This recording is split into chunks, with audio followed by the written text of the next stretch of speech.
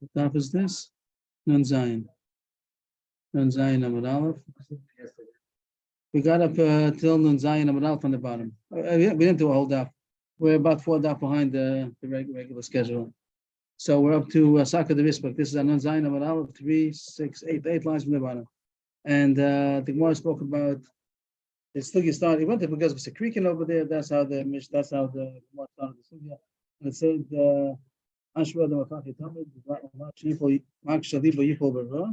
that it's always good to take precaution to see the future was Anola and to see the ramifications of what somebody does. Yes, and then continued yesterday. Right, then they brought down about 3 things: Kamsa Bar Kamsa, Chorov Yerushalayim, and time to go. Right, it came out Mamash on the period. I didn't realize yet why it comes into the sugya or the sekrikin. I'll have to figure out what that is. I'm not sure of the connection to the Mishnah. And the second thing was about yesterday's Gemara we did on Daf Nun Zayin over here about Atanagol to Chorov Beitar, and now up to the third one. I'm sorry, that was Chorov Tormalka, the Melech. And now we're on the bottom, Saka de Rispach Chorov Beitar. So Rashi told us in the Mishnah, Saka de Rispach means Saka or Shaka, don't I pronounce it? Then it means the wall, the dauphin of the wagon. There was the Merkava chariot, and it says because of that, something happened that people didn't take the future into consideration. They didn't realize the ramifications, and Beitar was destroyed. And here goes the story. They had a custom that when a boy would be born, thank you. When a boy would be born, they would plant a kind of a cedar tree, eres, and when a girl would be born, they would plant a different kind of a cedar tree called a tornisa. I think they translated it as a fir, F-I-R, different kind of trees. Maybe one is a male, one is a female. When then eventually when they would get married, so they would take the boy's tree and the girl's tree. They would cut down the trees and make a chuppah out of it. That was some kind of simon tov, a nice simon that he used to make. Before I had about the rooster in the hand for Puruhu, and this was a simon that they made the chuppah out of the trees that they were born with. So that was a nice simon they used to do. One day, the daughter of the emperor was passing by, Itbar the Rispach, and part of her chariot broke. So the servants, they cut down a tree that was there, and they wanted to use it for the wood. And they took out one of these trees, and this was like the sentimental tree that the boy is supposed to have. So the Jews got angry. So they fell upon them and they beat them up. And they were stronger than that particular group of soldiers. But they didn't realize that means that they're starting up with the emperor. So they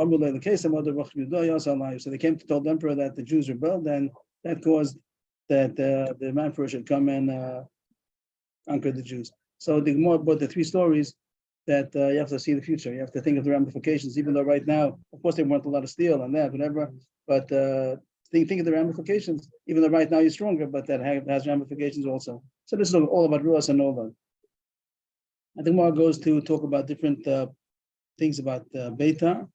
God B'chariyav Kol Keren Yisrael, the pasuk in Eicha, and the Gemara is going to say that it's referring to the war against Beitar. Of course, the pasuk is talking about Bayis Rishon, and Beitar now is talking. All the Gemara is now talking about Bayis Sheni. The one about Yerusha Kamsa Bar Kamsa is Bayis Sheni, Rachel Matzaka, and this Gemara about Beitar, the one about Har Melech, all of it is Bayis Sheni.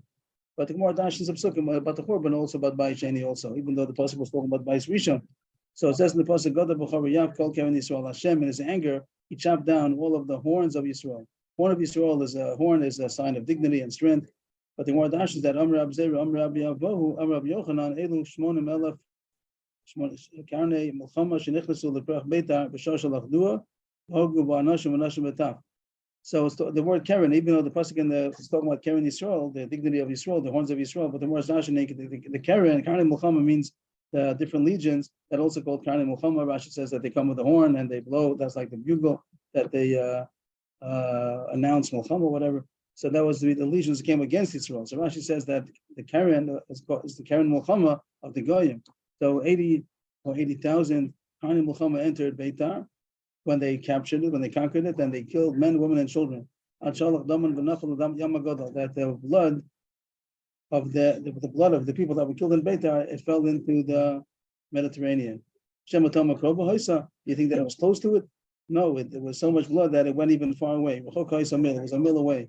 So Pinchas, he said that Beitar is not a mil away from the Yam HaGodol, but he says it is a mil away from the Nachal that maybe goes that eventually goes to Yam HaGodol. So maybe that's what it means. But it means that that there was so much blood that it took a mile approximately until it came into the Yam. So much blood of the Aruge Beitar. Tanya, I guess that's someplace next to Beitar, a place called Bikas Yadayim. Echad Moshe Elech, Echad Moshe Elech, and it has like a fork in the stream that goes two different ways. Shnei Necholim, going two different directions. I'm not sure what the ramifications of that is. That goes two different directions. And it was 2/3 water, 1/3 blood. And then a third of the Nachal, I don't know if it has, even though it's going two different directions, I don't know what the point is, but that there was a third of dam. The Nachal was a third dam from the Ruge Beitar. I guess it means at the time until it was washed away. But there was a third of the Nachal was filled with dam. The Masisa Tana, Sheva, Shanim, Basu, Goyim, Es Karmein, Midam, Shal Yisrael, below Zeval, that there was from the blood of the Jews, there was made their land fertile, and the Goyim were able to have grapes, have crops for 7 years from their krumim without having to fertilize it because of the blood of the Jews. So this is also a famous Gemara that says that the reason that eventually there was a nace that they didn't die, they didn't rot, they didn't disintegrate, and they were able to bury them after 7 years. That's a Gemara that talks about Atova Meitiv. That's why they made it the kind of Ruge Beitar. Here it says 7. Sheva Shanim. Here it says 7. That's the end of the Gemara that talks about the 3 stories about Yerushalayim and Torah Malka and Beitar. Not a Gemara number Beit continues with other stories, even going back to the Bais Rishon. Now the Gemara is going to talk about the Bais Rishon and talks about Nebuzaradan. Right. So we said in the beginning, it doesn't mean that was the reason, but it means that the fact that it was the Galgel, like the Galgel and Chobal Dechayim, but this was the course of events that led up to what you're supposed to learn to take into consideration the possibilities. So it doesn't mean that the Churban wouldn't have happened, but the fact that it happened through this, so that Simon to take precaution and Makshaliba Yipol B'Roy, you're supposed to think of the ramifications of whatever you do, even though you're right. Even though you're right, you have to think of the ramifications.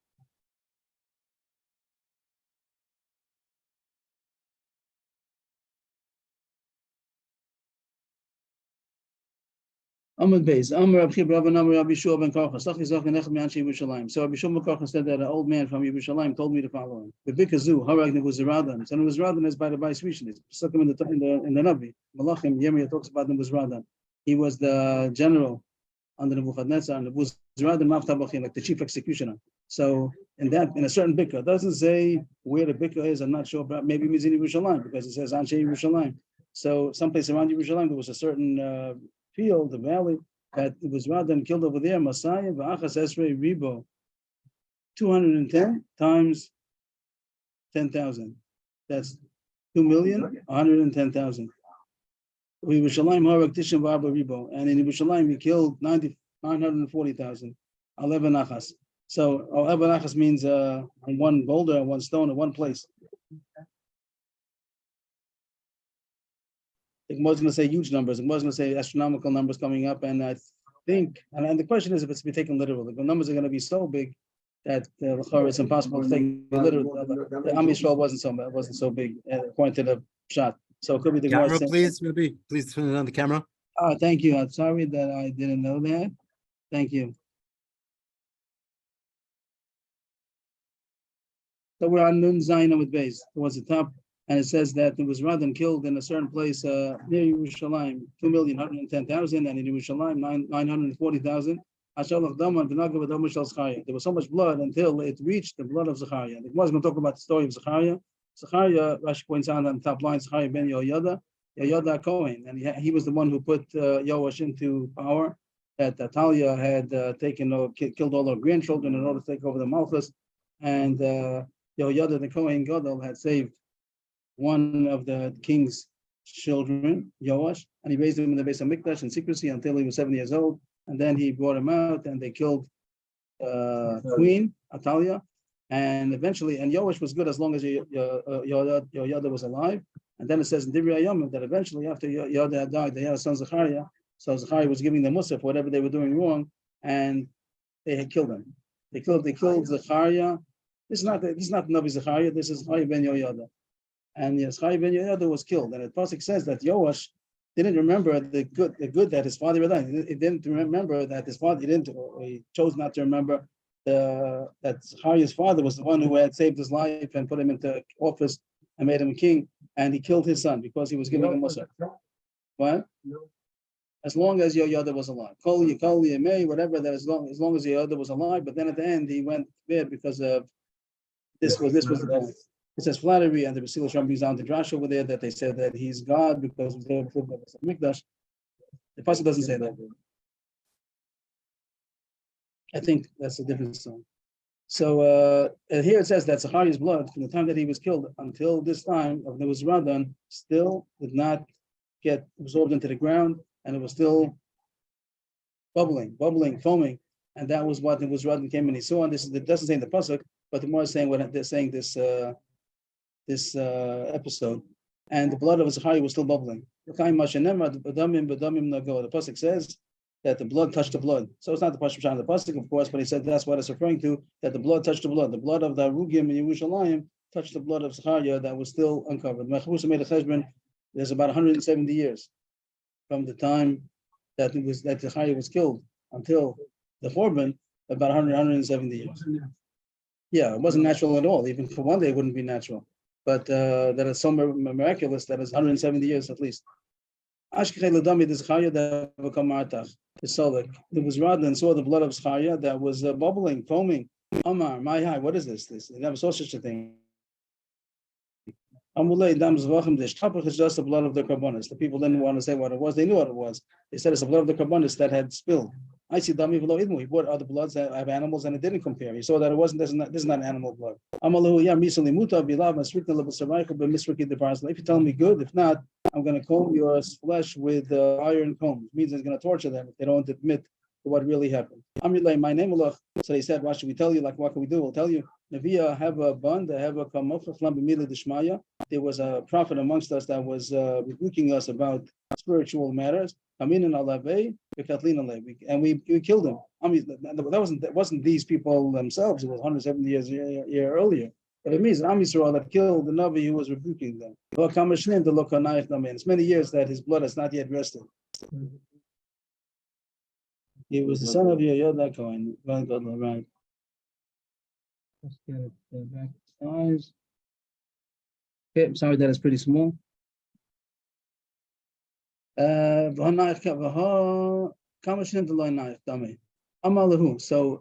Nebuzaradan said to them, I'm going to appease his blood. I see Sanhedrin Gedolah, Sanhedrin Ketana Kotal Avei below Noch. He brought the Sanhedrin Gedolah of 71 and Sanhedrin Ketana 23, and he killed all of them upon the blood to see that that's going to be appeasement for killing the murderers. It wasn't they were the murderers, but they represented Am Yisrael. But still, the blood did not stop. What? I don't think so. No, it says there was a Sanhedrin Gedolah that was 71, and by that was Lishkas Agosis, and by the Pesach Hazara there was 23. The Pesach Harbais was 23, and it says also there was 23 in every city. But by the Hazara also says there were 2 of 23 and then 1 of 71. He brought boys and girls and he killed them, and also the blood didn't stop. I see he brought children, school children, and they also did. The blood didn't stop. He killed them. Amalei. So there was rather and said to the blood, Zechariah, Zechariah, I killed the best of them. You want me to kill all of them? When he said that, and then the blood stopped bubbling. At that point, it was Radan had a thought of tshuva.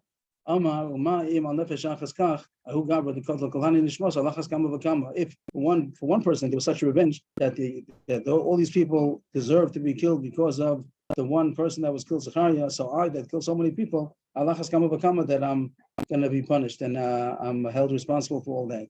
And this was the 940,000 that he killed in Yerushalayim. All right, so he ran away. Means he gave up his position as the Rav Tabachim. The pasuk doesn't say this, but this is what the Gemara is saying, that he ran away. Shadar Shtar Paratita. The Beisei Rashi says sent a will to his home, what he wants to be done with his estate. be a Gaia, and he became a ger. We had before also a couple of pages ago, Niron Kesar.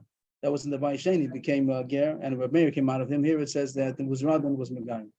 Now, a side point, it brings a list of people that were Megayer, of Rishoim, or Goyim that were Megayer, and eventually good came out of them.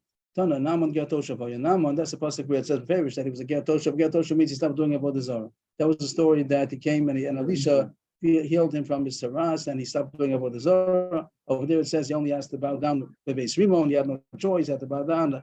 Elisha said it's okay, but he stopped doing Avodah Zarah. That of course is a Perish pasuk. The Ger Toshav doesn't mean he was Megayer. It just means that he stopped doing Avodah Zarah. It was Radan Ger Tzedekah. That story does it now. That it was Radan was a righteous Ger. He really converted to Judaism. I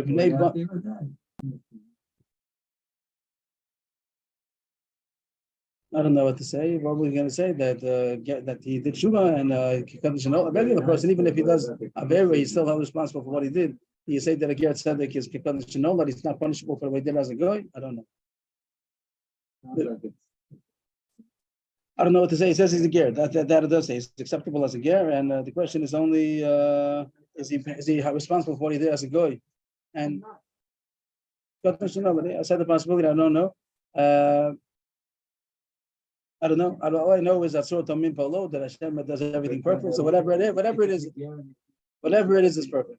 If they brought up Shalom and Limdu, I'm not sure. Limdu Torah of Nebrak, that Haman's descendants were Megayer also. So we don't know about that. We know that Haman and his 10 sons were killed. We talks about he had more sons, maybe he had grandchildren. I don't know that. But it says eventually some of his descendants were learning Torah in Bnei Brak, that they became Gerim.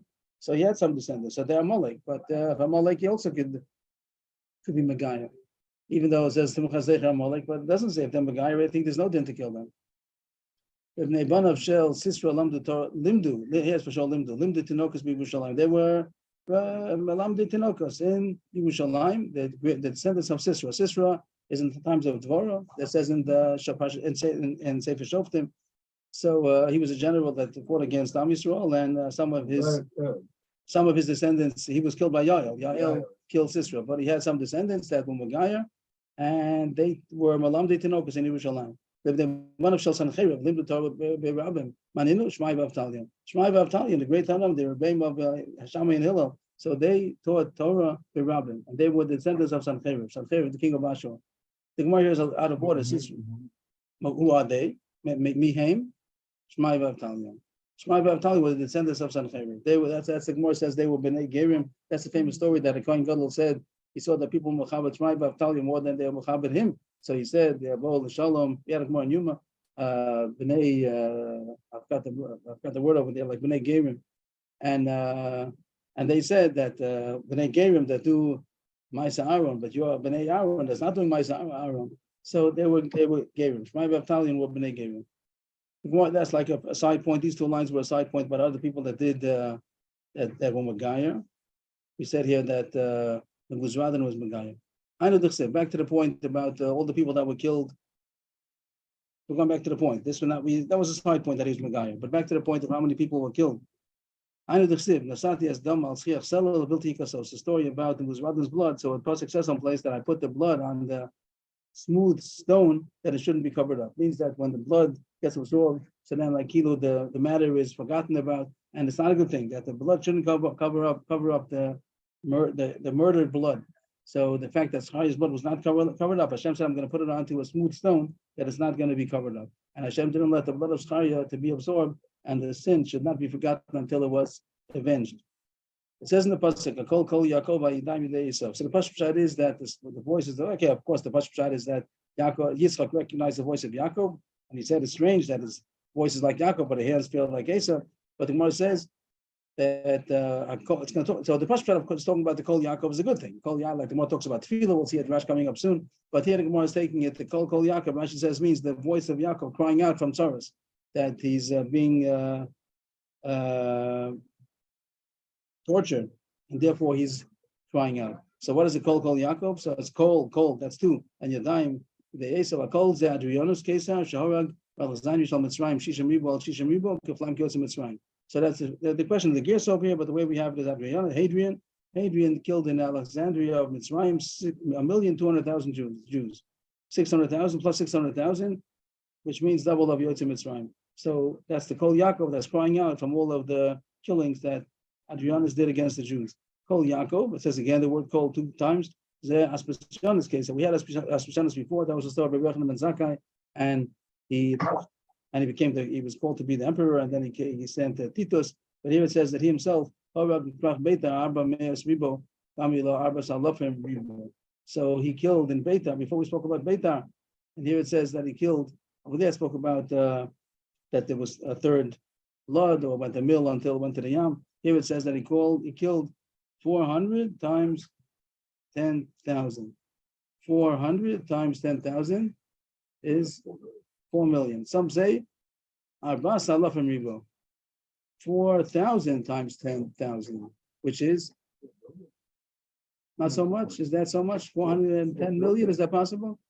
But of course, the numbers are astronomical either way. Is that true? 4,000 times plus another 10,000. Five zeros plus 3 zeros, 8 zeros.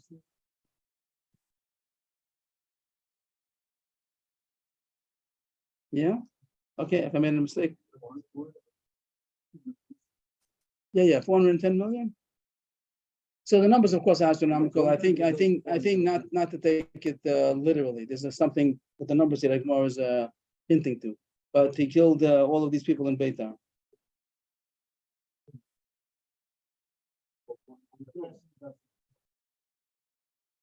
Did I get it right? What did I say? Abbas Allah from Rebo. 10,000 times 4,000. Times 4,000. Maybe I said it wrong. Maybe I said it wrong in English. 4,000 times 10,000.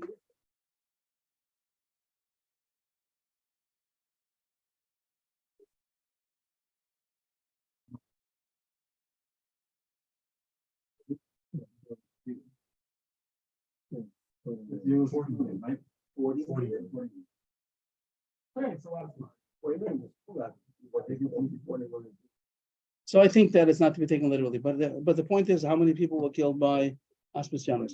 And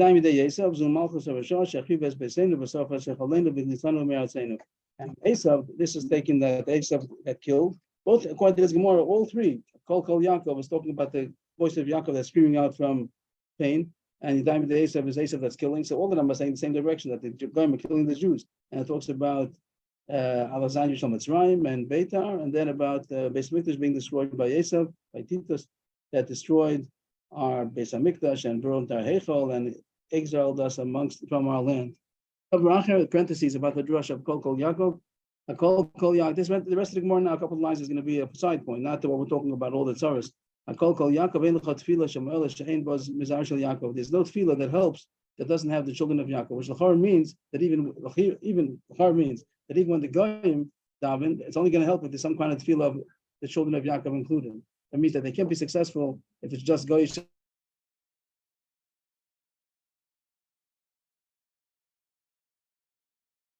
Listen to if there's some Jewish where are the Jews davening for the same thing that the Goyim are davening for? If it means that davening for rain or something like that, okay. So then it could be that you have to have the tefillah of Yaakov in order that the Goyim should be. And I don't know. It can't be a war. It's never victorious only if it has some Esav included in that. What does that mean? Even when the Jews are successful, it has to have that some Esav. Does that mean a ger? What does it mean? What is the point? That it has to have some Esav. It has to have that some Goyim helping us.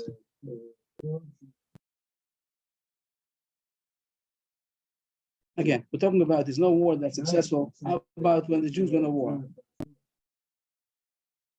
No, it has to have Zara Shalesav. It has to have Zara Shalesav. It has to have some seed of Esav that's mixed in. Which Jewish war do you have the seed of Esav mixed in? It doesn't talk about tefillah here. We're not talking about tefillah. We're talking about Milchama. First it says, Ein lecha tefillah shemer l'shem bo mezara shel Yaakov. That means l'chora, even if there's a goyish tefillah, it only helps if there's some showed seed of Yaakov mixed in. And it says that there's no war that's successful, only if it has some seed of Esav. So which war has a seed of Esav? The 6-day war has a seed of Esav. Does it mean that they helped a little bit? The Jew in the tefillah of the Goyim. And here it has to have some of the seed of Esav mixed in for the wars of Yaakov. No, we didn't know that. We didn't know. Okay, so okay, or fine, maybe if that's what it means, that America helps out America. Right. Yaakov is a prayer. Yaakov is prayer, and Esav is war. And then he prayed that successful is because Yaakov's mixed in. And then he war that successful is because Esav mixed in. You have to have the Esav ingredient in order that a war should be successful. Fine. Okay, maybe that's good. And who's davening for what the guy wants? Because and stuff like that, renegades. I don't know. Behind this next words are pretty difficult. Behind and he explains what does it mean b'shot lashon techovei. The first one means a whip. Like shot is like a whip. When the tongue is lashing out, you should hide. But the more dashing, b'chirchure lashon techovei. Chirchur, guess what that means? Chirchur means like to make a fight, like something which is inciting a fight. So what's happening? What is it going on behind you? Behind what is it referring to? So Rashi has a very hard shot that says that's going back 2 daf ago, where it talks about that the whole Yerushalayim was destroyed because of Kamsa bar Kamsa that has to do with slander. So how is it possible? Middle of no place, the Gemara goes back. That's referring to this lashon hara that caused the korban. So Marsha says Rashi is very hard. Marsha offers another shot that is going on the line that I just finished saying, that the tefillah of Yaakov is mixed in for that is heard, and the hands of Esav is mixed in for the war that's successful. And the Marsha says, based on a midrash, that it's also an opposite. That I'm not saying it's easy pshat either, but it's a little closer than Rashi. So he says that the midrash says the opposite also, that when Yaakov complains, that's when Esav is able to be successful. When Yaakov complains, like he says over there, something that Vayilonu Am Yisrael complained, and then Vayavrohom Alei. When Am Yisrael complains, so then there's a reason why the guy should be successful against us. So he says, I'm not saying it's easy pshat, but it says that when Am Yisrael complains, so then they're given over to Esav. Techovei, I don't know how to figure. Techovei means to be hidden. So it means they're going to be couched in Esav somehow. That Esav is going to be able to fight against win against the Yaakov when there's complaining. When Am Yisrael is complaining against Hashem, not easy, but a possibility. Just to point out that Rashi takes the Gemara really out of context to say it's going back a couple of pages on the lashon hara that caused, which the Chari is referring to Kamsa bar Kamsa. He doesn't say the Farish. I'll just point out the Rashi over here. And behind the Damar Abulasa, which is the 4th line, by the corner when it goes into the skinny lines. What we said before, Shal Yidei Lashon Hara Abayis Nagu Kamer was 2 Lashon Hara. The Beis Mikdash was destroyed. What's he referring to? Which Gemara said that Lashon Hara caused the Chorban? The Chorban is referring to Kamsa bar Kamsa. By the way, Levi Yaakov had asked about Kamsa bar Kamsa. Where did I say something from Doros Rishona? That so he brings down. Just looked at it. This is in the Caleb 4. He brings down from Josephus.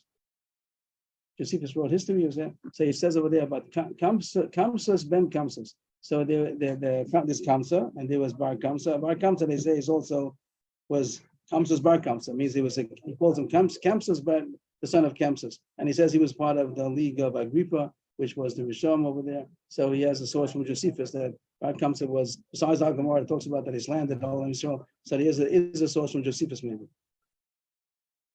So back to the Gemara. This is in what Tehillim 137. So there's very much difficulty in that. It talks about Naras Babel, talks about the Chorban Bais Rishon, that the Babylon is the one that conquered the Beis Hamikdash. Also after that it says Sachar Levnei Adom. So it talks about Babel and Edom, which is the ones that destroyed the first Beis Hamikdash and the second Beis Hamikdash. But the problem is that Tehillim, David wrote Tehillim about the Chorban Beis Hamikdash. He was even before the Binyan Beis Hamikdash. So it's like 500 years before it happened. And then the Baisheni is another 500 years. So how could it be a pasuk in Tehillim that talks about Babel and Edom? So it says that this pasuk, this parak shows that Hashem showed David in a vision, prophetic vision, about the Chorban Bais Rishon, the Chorban, both Chorbanos of the destruction of the first temple, the second temple, and that's why he wrote down Naras Babel even before it happened. Chorban Bais Rishon Shenemar Naras Babel, Sham Yashavnu Gam Bachinu, that we cried by the rivers of Babel. By Sheni T'chsev Schar Hashem Levnei Adom Yishem Yerushalayim Homer Rova Yisodba. That is talking about that Hashem take revenge against the Edom that destroyed Yerushalayim. That's in the Bayesheni. The question, yes. Shenema. Okay, so no, it could be that I said the wrong word. Shenema. Right. And then for Bayesheni, it's Hashem of the Adam, Hashem Yerushalayim, all in that parak. It brings the two psukim that talks about Babel, then talks about Edom in the same parak. And the kasha is that David didn't live at that time. The answer is he saw in Ruach HaKodesh, that's what can happen. There are Mefarshim that say that that Al-Naras Babel was composed by a later author, not by David. It was added on to Tehillim. I think the Groy even agrees to that possibility. That not that David necessarily wrote all the Tehillim by himself. Some of them says Beferish, who also like Korach and Asaf. It says in the Tehillim some of them were not by David, but all those people were before David. But how could who argue? So there's pshat and drash. That's okay. There's pshat level and the drash level, and there's no problem with saying pshat different than the drash. We spoke about it a couple of times. This would be a drash maybe, and on a pshat level you could learn that it was written later on. But you can't say it was written. You can't say that the Bayesheni, that it was added on by the Bayesheni. That's too late. But it could be that the Bayis Rishon had already that. The one who wrote about the Bayis Rishon, so spoke about Edom, that also would be not Bayeshen. Saying that on Pshat level, it could be that the Edomium also helped out in the Bayis Rishon also. So it's possible to push it off until the end of until the Bayis Rishon. But the Gemara says both of them David wrote, and he had a prophetic vision to know about the Churban of Bayis Rishon and Bayesheni even before the Bayis Rishon was built. Amar Rabbi Yehuda Amar Shmuel became Rabbi Ami. Ami loved Masisa Tana. So either Shmuel said it, or Rabbi Ami said it, or we learned in a brisa. The following thing: Ma'aseh Baba Meisha Ladim V'Ladosh and Ishbu L'Kolon. There were 400 boys and girls that were captured for disgust. So it was for znus, and even the boys also for homosexuality. They were taken, and they knew what that they were being taken for. They realized what they're being taken for. Amru, so they wanted to know if they're going to drown themselves, if they're going to live. Olam haba. Are they going to get Olam haba if they drown? They're on a ship. Amru. Imanu Togan Bayam, Anu Ban Lachai Olam haba. If we're going to drown, are we going to be Slav Olam haba? For some reason they thought that maybe not. I don't know why they thought differently. Okay, so somebody think that the Olam haba is only for people that are buried, if somebody's burned and things like that. They think that's not Olam haba. I'm not sure why they thought so. Okay.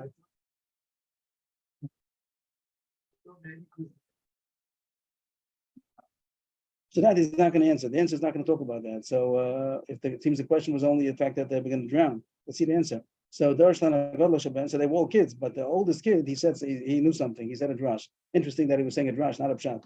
It says Amar. It says in the pasuk, Amar Hashem, Bashan Hashiv. Hashem says, I'm going to bring back from Bashan. Hashiv and Masul Hashem. I'm going to bring back from the depths of the sea. That's a pasuk. And now we darshan. You know what Bashan means? Bashan Hashiv. Bein Shine Aryeh. I'm going to bring back Bashan. Bashan. Be ashamed that I'm going to bring back from the teeth that if somebody was devoured by a lion, even though he's torn up and eaten up, Hashem will also bring him back. That those who are drowned in the depths of the sea, they're also going to be taken back for Olam haba. Just because they're drowned or they're eaten up, it doesn't mean they're not going to have Olam haba. So he said yes, that even if somebody drowns, it's still going to be in Olam haba. When the girls heard that, all the girls jumped into the yam to drown themselves, that they shouldn't be taken to znus. And the boys made a kavachom from the girls. The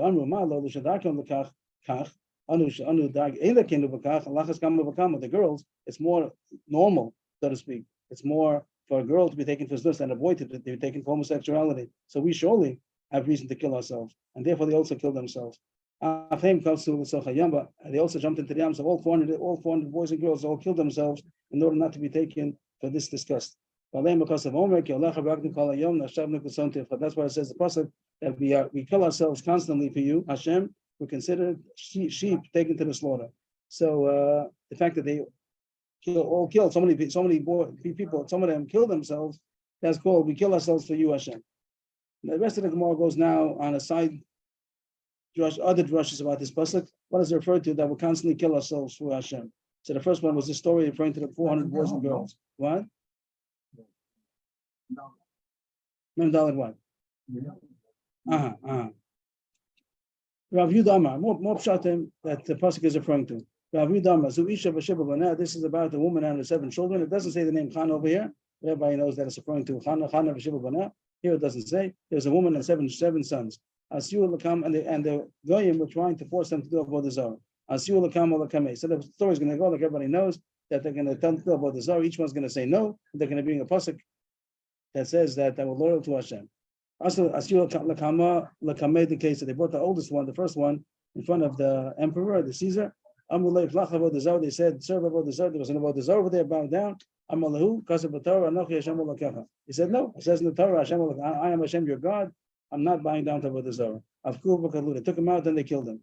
But I made the case that they brought the second one to the Caesar. Amulei Plach Avodah Zarah. They said, serve Avodah Zarah, bow down. Amalu Kasav Torah, Lo Yelacha, Elohim Achirim Al Panoi. Hashem said there shouldn't be any other God before me. Avku V'Katlu. Also, he didn't want to do Avodah Zarah, so they killed him. Asiu Le'idah, they brought the third. Amulei Plach Avodah Zarah, serve Avodah Zarah. Amalu Kasav Torah, Zavech Lalim Yacharam. Anybody that slaughters to a foreign god should be destroyed. So I'm not going to. Avku V'Katlu, they took him out to kill. Asiu Le'idah, they brought the fourth. Amulei Plach Avodah Zarah, serve Avodah Zarah. Amalu Kasav Torah, L'Sishtach V'Le'elacher. It says in the Torah, don't prostrate to a different god. Avku V'Katlu, they took him out and they killed him. Asiu Le'idah, they brought the fifth. Amulei Plach Avodah Zarah, serve Avodah Zarah. Amul Hukas B'Torah Shema Yisrael Hashem Elokeinu Hashem Echad. Only one God. I'm not buying down to Avodah Zarah. Avku B'Katu, they took him out and they killed him. Asiu Le'idah, they brought the sixth. Amulei Plach Avodah Zarah. Amul Hukas B'Torah. Yedat Hashem Hashavoi Yisrael V'Vacha Ki Hashem Hu Elokim Shemayim Imav V'Alas B'Torach Hasei Nod. There's no God in the heavens above and the earth below besides God. Ein Nod. So he's not doing Avodah Zarah. Avku B'Katlu, they took him out to kill him. Asiu Le'idah, they brought the seventh. This is the youngest.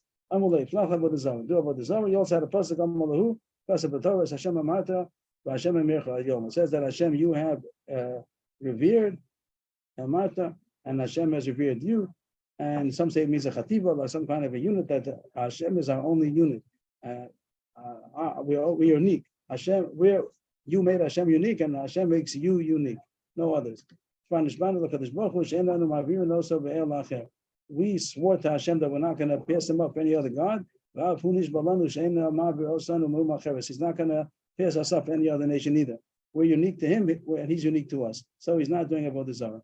Now the case that was already, this is the last one. This is the seventh one. All of them said no. I'll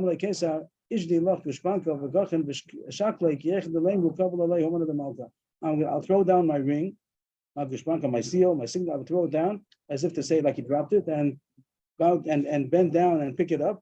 Means you're not really doing Avodah Zarah, just to make as if it looks like it, and people will think at least that you accepted upon yourself the authority of the king and you listen to bow down to Avodah Zarah. So even if you're not doing Avodah Zarah, at least make it look like it. Save my honor. Amalei chaval lecha kesa, woe upon you. So the kid said to the kesa, woe upon you, emperor, woe upon you. You care so much about your own honor. To care about Hashem's honor. On the contrary, you're just encouraging me to care more about Hashem's honor. So he didn't give in. They took him out in order to kill him. But before that, his mother said the mother was there. She saw all the children being killed. Give him to me. I should be able to kiss him a bit before they're going to kill him. She told him to tell all the brothers, my children, my sons. Go and tell Avrohom your father. You made one Akedah, and I made 7 Akedas. That all my children, they kill themselves for Hashem. That's called Alecha Ragni Kol Hayom. We kill ourselves constantly. 7 children, they all kill themselves for Hashem. And she went up to the roof and she killed herself. The voice came out and said the mother is happy that they all have Olam Haba, and even though it was difficult in this world, but now they're all enjoying the closeness to the Shekhinah. So that was, it doesn't say, here it doesn't say. So everyone knows the story of the Chana and Chana. It doesn't say Chana, but everyone, there must be a medrash someplace else where it puts together with the times of the Chashmonah. That's the second, that was a second shot. How many shots do we have in Kialach Narag Nikol Hayom? Yeah, so far it was the first story about the 400 children on the boat, and then it was about the 7 children that killed themselves not to do Avodah Zarah, and now it goes a third shot. Rabbi Shua ben Levi Amar, Zumila Shenita B'Shmini. That's referring to Mila. What does it have to do with Shmini? Why is the more saying mention? What's the essence? I don't see what it has to do with Shmini. Zumila, what does that have to do with Shnita B'Shmini? I'm not sure why it throws in that it's the 8th day. It happens to be the 8th day. Why does that have to do with anything? I'm not sure. But Rashi says that what does that have to do with Without Rashi, I would have thought that it just means that the fact that we're ready to make a blemish, we're able to we spill blood from a small child. But the Rashi says that sometimes there could be complications and the child could die from the bris milah. So we're ready to take the chance. We take the risk of doing a dangerous procedure for the mitzvah of Hashem. That's also called the Allah Harag Nikalayim. So Rashi learns that Tamid Chachamim that learning Hilchos Shchita and they show it on themselves. So the Rashi learns that have a knife in their hand, have a Shchita knife, and when they want to show something, they do it on their neck, which isn't a smart thing to do because they might slip and kill themselves. So no one told them to do that. They're not supposed to do that. Rashi soon is going to say another pshat, and the words let's see in a second, and maybe you can go back and say a different pshat. But Rashi here says that they might slip, so it's a dangerous thing. It's not a praiseworthy thing. You're not supposed to do that. If someone has a knife, a shchita knife, he's learning a shchita. He's not supposed to hold it by his neck. He can hold it by the animal's neck, not by his neck. But sometimes he might slip. A person can show anything on himself except for shchita and davar acher. Rashi says davar acher means tzaras, about a nega. So by a nega, l'chara just means that he's pointing to his skin as if he has a nega. If he's learning hilchos nikron, he wants to say if the nega is so big, and he points to his skin and says if the nega is this big, pointing to his hand or his body, so it's like a bad simon. It's a segula. That's not going to be a physical thing. That's going to be like more of a spiritual thing. That it shouldn't be a bad simon. That it should come on himself a nega. By shchita, Rashi learns that it means literally. He has a knife in his hand and he's putting it to his neck. But once you say this pshat, that it's also seguli, maybe you can say the shchita also, that he shouldn't even take his finger to talk about how he does shchita pointing to his neck, because it shouldn't be a segula. But Rashi doesn't say that. Rashi says, just to point out Rashi over here, go down the page here. Rashi says, what is that? What is that? Or to say something bad about himself.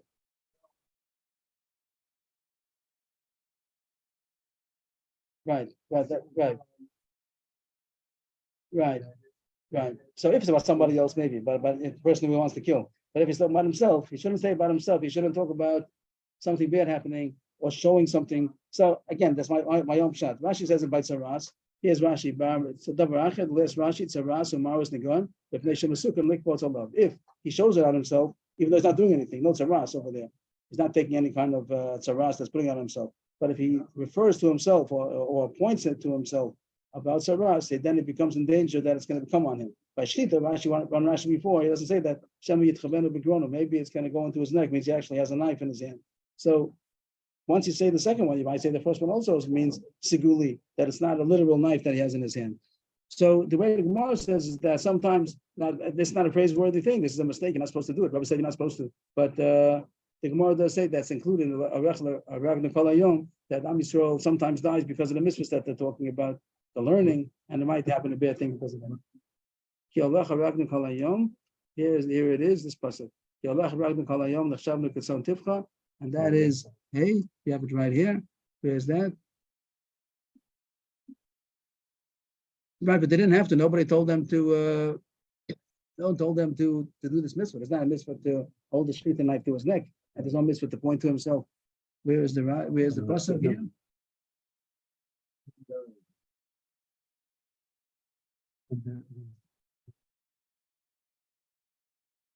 Right, so it goes back. It's coming as a agav. First, spoke about the story of the 400 boys and girls. That's the real reason why I brought it down.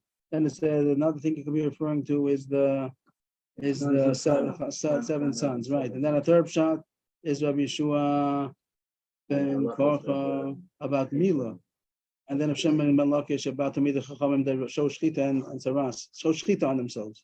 And another shot. This is a good thing that Tamid Chachamim that they kill themselves for Divrei Torah. They kill themselves for Divrei Torah, not literally, but it means that they take away all kinds of pleasures, and in order to be able to learn, so they sacrifice a lot.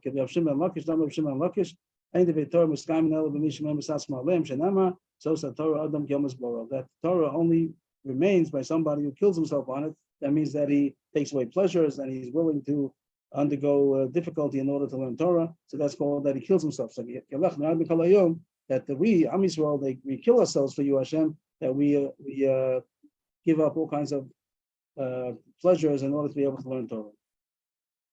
So that was all about the pasuk with a couple of side additions.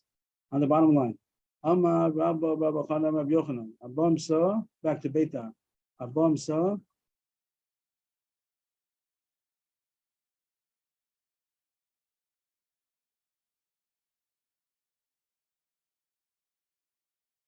Abam saw that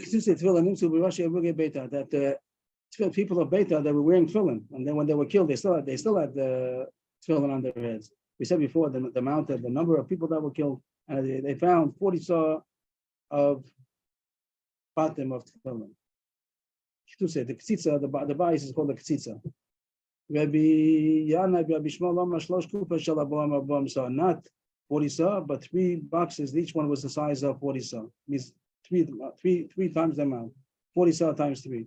The Masisa Tana Arbam Kupa Shal Shalosh Son, the same amount, but it comes out 40 boxes. Each one was 3 saw. As far as the quantity goes, it's 3 times 40, 40 times 3. So you have one that says 3 times as much. Before it said 40, then it said 3 times 40. 40 times 3 times 40 is no different. But the first price said 40. And the second one said 3 times 40. So no difference, Shal Rosh and Shal Yad. So Rashi says that the Shal Rosh is 4 times bigger than the Shal Yad. 3 times bigger. So really it's 4 times bigger. So 1 to 3, but really it should be 1 to 4 because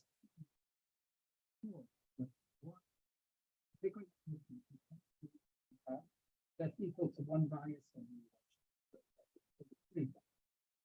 but the Shal Rosh has 4. Why? If one has 1 and one has 4, so it's 4 times as big. That's 3 times as big. So Rashi has a problem, but that's what the Gemara is saying. So let's get Rashi smaller over here. I didn't see this, but so Rashi says, Vim Tomar, Arba. It should be 4 times as big. He says here the Shal Rosh has 4 batim and the Shal Yad has 1 bias. So the question is, it should be 4. So Rashi answers, no, he that the one of the Shal Yad is bigger than each one of the 4 of the Shal Rosh. So it's not one.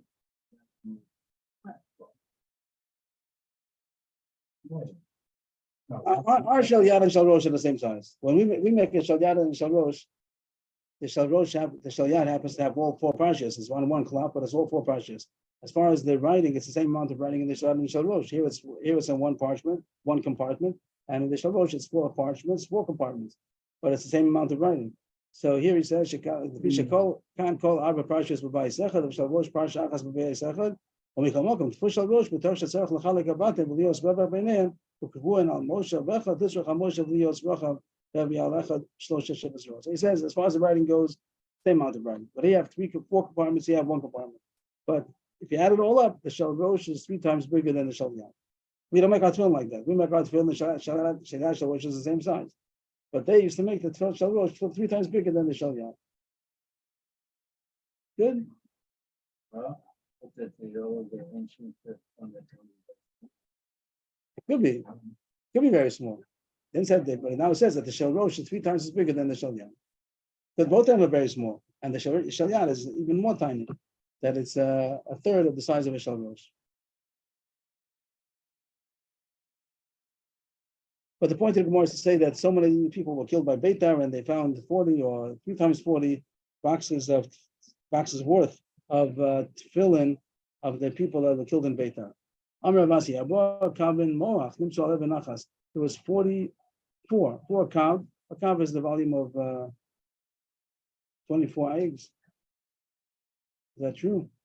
No, I think so. Was of brain matter was found on Even Nachas. That means that they killed babies, as the Gemara is going to say in a second. And the Moach was found on Even Nachas. Well, the Gemara is going to say soon a pasuk we're familiar with, and it's going to say that that's referring to the Goyim, but this is what they did to the Jews. Ul Amar Tishas Kavim, 9 kav, not 4 kav, 9 kav. Amar Avkan Vitem Mashila Mori, Ma'ikra, where's a pasuk that shows this? It says, Bas Baba Lashduda, Ashwei Sheisham Lach, Ashwei Sheyochas, Nipetz Asal Lalai Chalasal. That's the Al Naus Babel over there. Last pasuk Al Naus Babel. So it says that you, the people of Babel, that's plundered Fortunate is the one who's going to pay you back. Fortunate is the one who is going to hold and smash your children on the rock. So why should we say such a thing about Bava? What? That's Bava. Why? Because they did it to us. That's the point. The pasuk doesn't say they did it to us, but if we wish that to come upon them, yeah, this pasuk doesn't say that. This pasuk says it doesn't say that. Which pasuk are you referring to?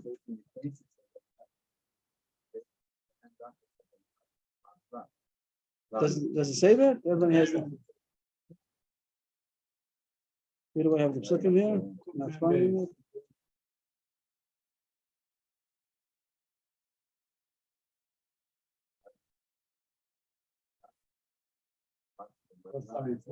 Yeah, right, here it is. You're right. Thank you very much. So the more leaves out because the more says only the beginning and says etc. So that's what the Citrin Chaim is putting us with. That fortune is the one that's going to pay you back what you did to us. Fortune is the one who's going to smash your children on the rock. So that means that that's what they did to us. Of the Bavel, because why? Because that's what you did to us. So it says openly, like David says that that's what they're going to do to us. So that was the 4 or 9 kav of that they found on the cell. Well, that's what they did to the Jews. I didn't prepare further, but we'll try together. This is the pasuk in Eicha, the children of Zion that are so precious that are weighed, measured by gold. What does that mean? Pus is gold. So what does Musulam mean? If it means that they were covered with gold, that means that the children of Yerushalayim had so much gold. That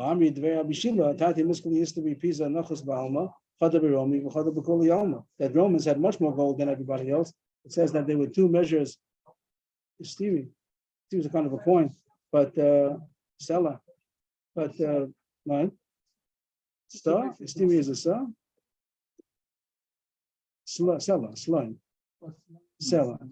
So 2 measures of Sella, Stevie Pisa. So 2 measures. I don't know what it means, 2 measures, but it doesn't say how much a measure is. A certain amount, whatever amount of gold there is in the world. So it came to the world 2 measures of gold. But Rome has half the amount of the gold of the entire world. So Rome had much more gold than Yerushalayim. So it wouldn't say praise the Bnei Zion that they have so much gold. The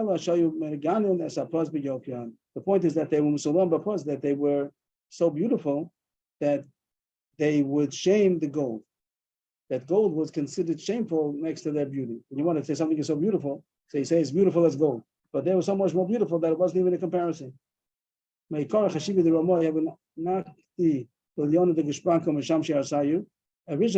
the Hasheva people of Rome, the aristocracy, when they wanted to have relations and they wanted to think about something beautiful, in order that the child that's born from this is conceived, so they used to take some kind of a royal signet ring or something like that to see something beautiful, probably whatever kind of a bust they put onto the portrait of the signet ring, and then they would have relations. But then when they saw the Jews, but then they saw the Jews so beautiful, so they would bring the Jews and tie them to their beds, to the footposts of their beds, and then have relations with their wives in order to be able to think about the Jews, how beautiful they are, and the child born should be as beautiful.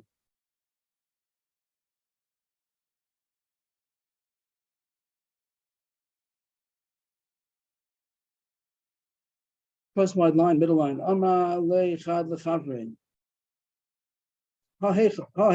So then there were 2 Jews, or the people that the Jews, when they were subject to this degradation, to be tied in the bedroom of these Romans. So one said to his friend, "Where is this punishment say in the Torah?" Those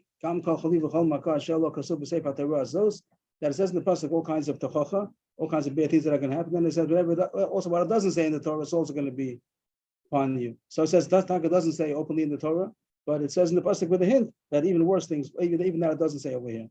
So the boy asked his friend, "Where am I holding in the Chumash that I'm going to get up to that pasuk? How much further is it from where I'm up to?"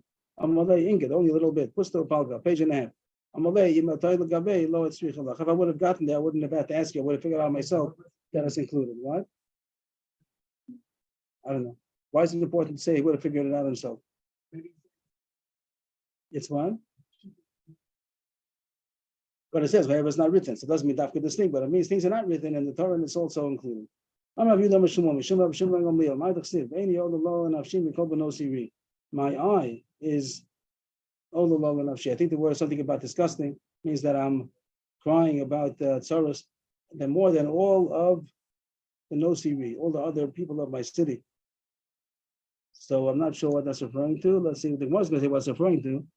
And the Eni Ololo and Nafshi, no Rashi yet. I think I missed Rashi here. No Rashi. But the Gemara is going to dash in this pasuk. There were 400 shuls in the city of Beta. Because each shul had 400 teachers. Each one had 400 students. 400 times 400 times 400. How much is that? 4 times 4, 16 times 4, 64, plus a couple of zeros. 1, 2, 3, 4, 5, 6. 6 zeros with 64. So I don't know if to take, it sounds like it's an exaggeration, but the point is to say that there were so many children learning. When the enemy would come, they would be able to, the kids with their sticks that they had, the pointing sticks, they would be able to poke the enemy. But when the enemy overpowered them, and they conquered them, we see somebody, they wrapped them in their books and their scrolls, and they ignited them on fire. One time Rabbi Shulman went to Rome. There's a child that's in prison. You pay 9 with so. He's beautiful eyes, beautiful appearance, and he has locks of hair. So he went to the entrance of the jail. And he said the beginning of the pasuk, who's the one who gave Am Yisrael to plunder and to spoilers, people that are taking the Jews for spoil. And he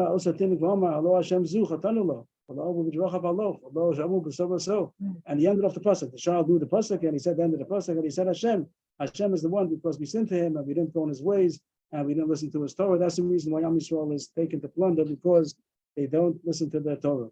Omar, so Shulman Koch was very impressed with the Chani Bezush Shemor Harav Yisrael. I'm sure that this person is going to become a big Talmud Chacham. He's going to be able to say psak, to say halacha. Avoda sheni zaz mikan asher then become Moshe poskin Allah. I swear by Hashem, avoda, the Beis Hamikdash, that I'm not going to go away from here until I'm going to ransom him from any money that they're going to want. So the question is, the Gemara said before, you're not allowed to do that. You're not allowed to ransom him for more than the price. What's the answer?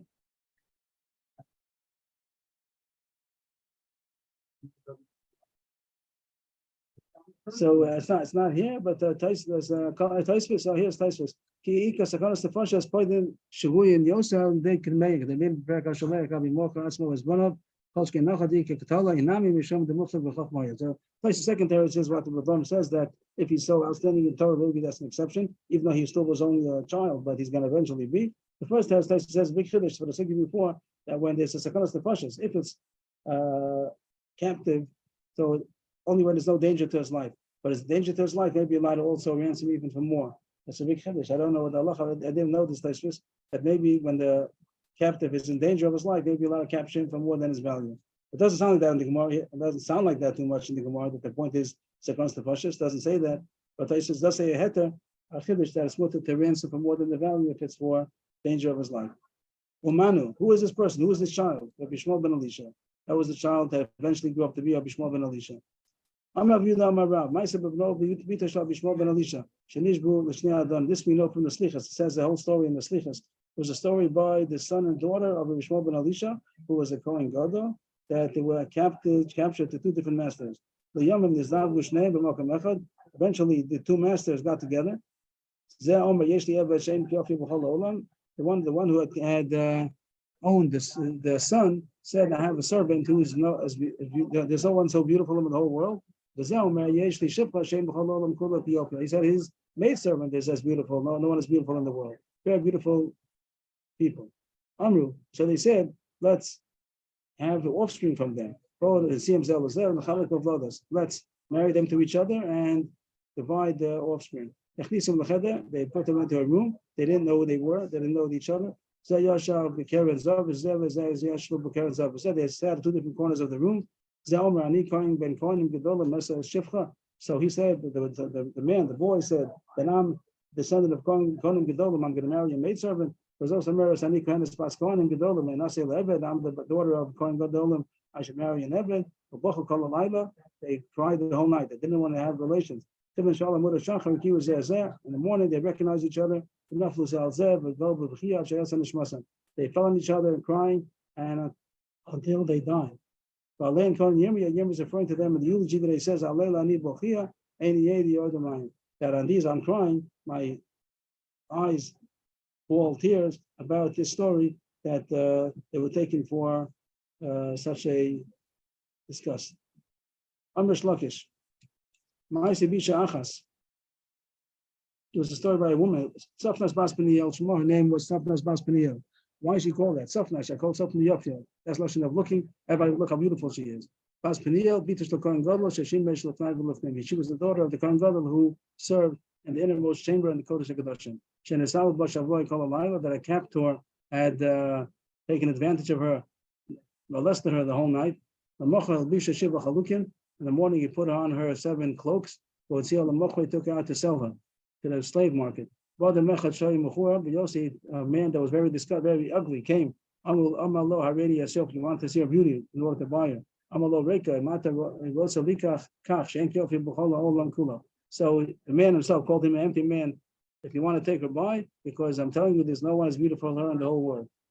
Became still, I want to see her beauty. So they undressed her 6 of the 7 cloaks. And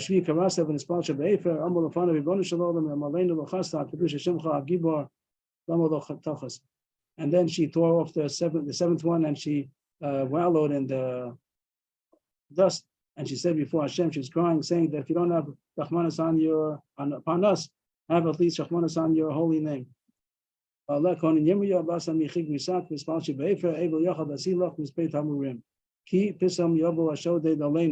the pasuk.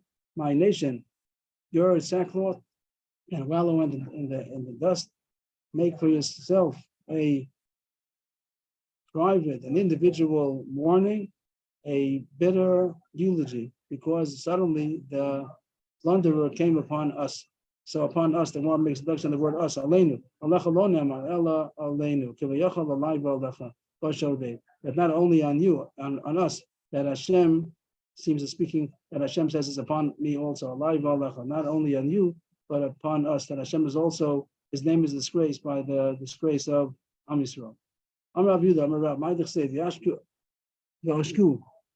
Gever, Ubeiso, Vish v'nachalaso, that they're going to oppress a man on his home, a man on his estate. What's that referring to? There's the oshek, some kind of oppression done against somebody. There was a man who had a attraction to his master's wife. He was an apprentice. He was an apprentice. It doesn't mean a rabbi of Torah. It means an apprentice to learn a trade. And he wanted to marry his master's wife. One time the master needed money. So the apprentice said, send your wife for the money and I'll lend the money. So they sent the wife to get the money, and she stayed with him for 3 days. It seems the wife was in on it. And she stayed with this apprentice for 3 days. Slow, and then he came looking for his wife. His wife didn't come back. My wife that I sent to you, where is she? Where's my wife? I gave her the money and I sent her away. And I heard that our boys had relations with her. It seems that also because she agreed to it, but he was saying that she had relations with other men. So he said, what should I do? He was all upset. If you listen to me, you should divorce her. She has a very big suba and I can't afford to divorce her. Means he couldn't prove that she was Mizana. I'll lend you the money to be able to divorce her. Give her the ksuba. That's what he wanted to do. That was the plan, that the husband should divorce her in order he should be able to take her.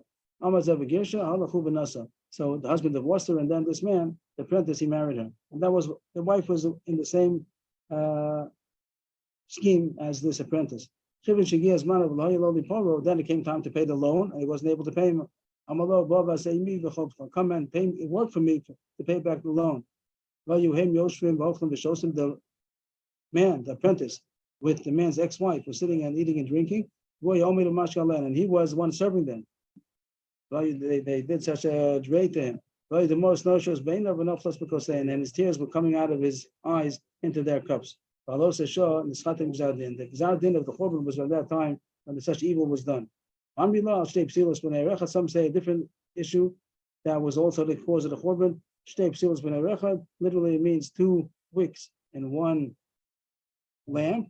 And Rashi says that means Eishesish, which means a regular Eishesish. That's like a small thing. I mean, I don't know, compared to all the other stories of the evil over here, but the whole Churban because of 1 Eishesish, I don't know what that means. Maybe it was rampant that people were being bizarre with Eishesish.